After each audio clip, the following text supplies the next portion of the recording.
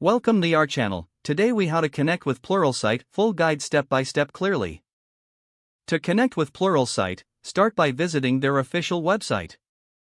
On the home page, locate the sign in button at the top right corner. Click the sign in button to access your account.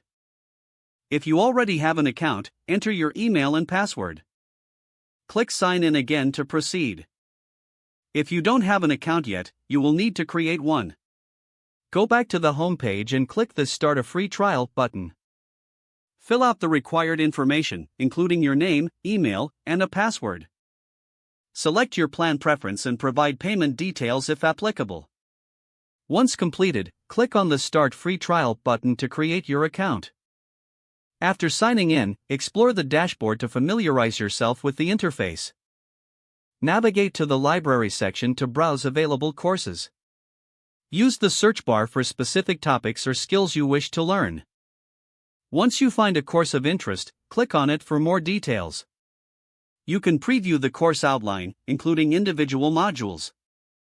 Click the Start Course button to begin learning. For enhanced learning, consider taking notes or bookmarking sections you find valuable.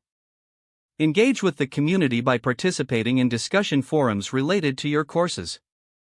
Utilize the Profile section to track your progress and certifications. If you need help, visit the Support section for FAQs and contact options.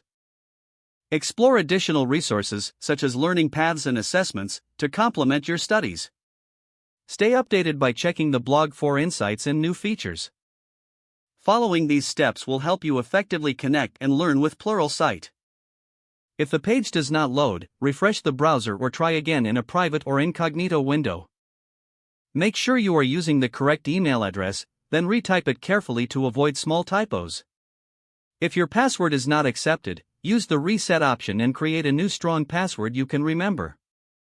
Check your spam folder for verification or security emails, then complete any requested confirmation steps. Enable two-factor authentication if available to improve account security and reduce unauthorized access risk.